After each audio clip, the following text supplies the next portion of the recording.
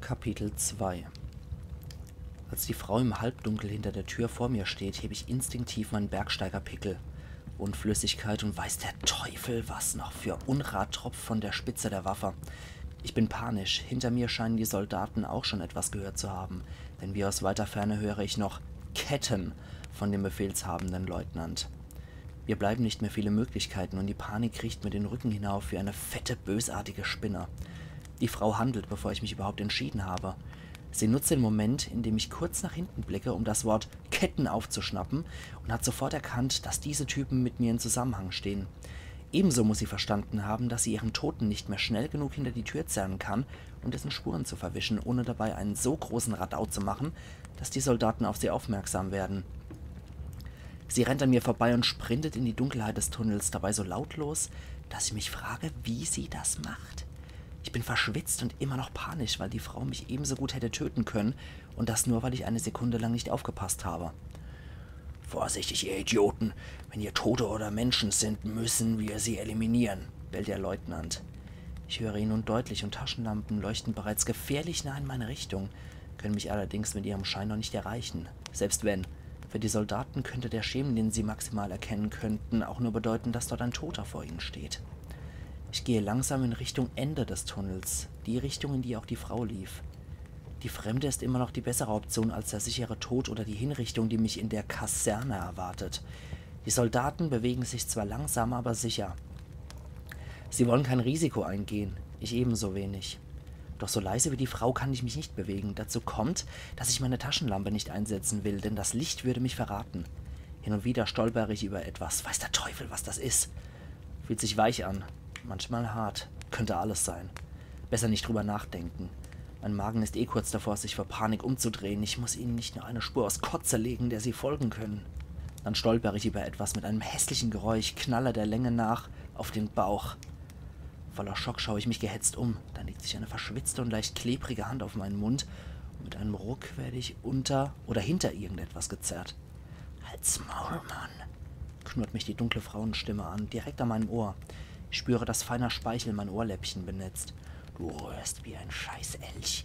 Jeder Taube kann dich hören.« Ich nicke langsam, will sie nicht verärgern und noch ein Messer in den Kopf oder über den Hals gezogen bekommen. »Was sind das für Typen?« fragt sie nach einer halben Ewigkeit und nimmt mir die Hand vom Mund. Ich versuche nicht zu laut zu schnaufen, öffne den Mund leicht, damit ich besser atmen kann und weniger Geräusche machen. »Soldaten, Kaserne«, flüstere ich keuchend. »Was für Scheißsoldaten, aus welcher Scheißkaserne«, zischt die Frau. »Die Kaserne ist hinter dem Tunnel.« »Neue Kaserne, Siedlung, andere Seite von Tunnel«, japse ich noch im Flüsterton und bemühe mich, mich nicht zu verschlucken oder gar zu husten. Ich höre ein Geräusch hinter mir, das hässlich klingt und nichts Gutes bedeuten kann. Eine halbe Ewigkeit hören wir nichts, außer das immer näher kommende »Aufpassen, Jungs«, des Leutnants. »Gehörst du zu denen oder hast du was gemacht?« »Scheißkerle sind das, wollte fliehen.« Hat wohl nicht so gut geklappt, hä? Sie gibt ein Schnaufen von sich, das wohl Lachen sein soll. Ich antworte nicht. Die Situation spricht für sich. »Na gut, hör zu, Arschloch«, sie seufzt. »Wir überstehen das zusammen. Dann verpissen wir uns und jeder geht seines eigenen Weges. Kapiert?« Ich nicke.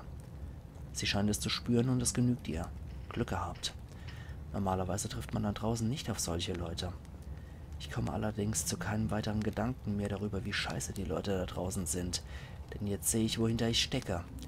Hinter einem ausgebrannten Wrack, in dessen Inneren wir stecken und uns hinter dem verkohlten Armaturenbrett kauern. Keine Sitze sind mehr übrig. Das Innere muss völlig verbrannt und ausgeschlachtet worden sein. Ich kann es erkennen, weil der Strahl einer Taschenlampe durch die nicht mehr vorhandene Windschutzscheibe fällt und die Umgebung schlagartig erhellt. Doch uns selbst trifft der Strahl nicht. Doppelt Glück gehabt. »Glauben Sie wirklich, dass der hier lang ist?« flüstert ein Soldat. Ich höre ihn, als stünde er unmittelbar neben mir. Ich traue mich auch gar nicht nach oben zu sehen. Wahrscheinlich starrt er durch die Windschutzscheibe ins Innere. Gefühlte Stunden später zieht der Lichtstrahl weiter. »Was glaubst du denn, wer die Toten abgemurkst hat, du Genie?« Der Leutnant, gereizter. Entweder hat er den als Haustier gehalten oder das Arschloch hat ihn angekettet als Überraschung für uns und es lief schief. Ich sehe, wie die beiden vorangehen. Der dritte folgt ihnen mit dem Gewehr und seiner Taschenlampe in die andere Richtung und rückwärts gehend. Er gibt ihnen Deckung. Das Modell hat sich bewährt, damit man keine hässlichen Überraschungen erlebt. Es dauert ewig, bis sie weitergezogen sind und uns wieder die Dunkelheit völlig verschluckt. Ich höre ein zufriedenes Brummen hinter mir. Sie tippt mir auf die Schulter und ich drehe mich um. Mit ihrer eigenen Taschenlampe leuchtet sie auf einen Riss in der Mauer hinter dem Wagen, den sie mit ihrem Körper abgeschirmt hat. Das schwache Licht dahinter sieht aus wie der Weg zum Himmel für mich. Quetsch dich durch und dann weg. Der Riss ist wirklich kein Portal, aber man kommt durch. Ich ziehe den Rucksack aus und folge ihr, nachdem sie es mir gleich getan hat und erst sich und dann ihre Haare durch den Spalt gezogen hat. Wir landen draußen im Sonnenschein, der durch eine Wolke etwas getrübt wird. Die Soldaten würden noch gut 2 Kilometer vor sich haben, ehe sie den Tunnel gänzlich durchforstet hätten. Wie die Soldaten hätte ich diesen Riss der Wand des Tunnels übersehen.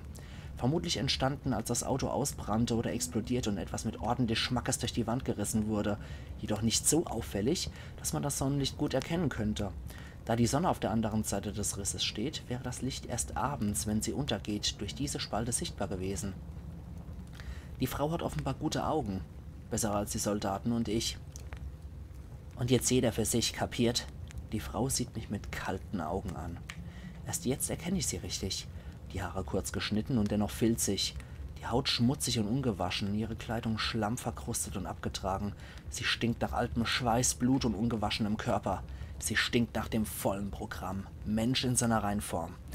Dennoch hat sie ein hübsches Gesicht. Zwar sind ihre Wangen ausgemergelt und ihre Augen stechen tiefer als ein Messer, aber ihre vollen Lippen, die geschwungene lange Nase und die schmalen Augen verfehlen nicht ihre Wirkung.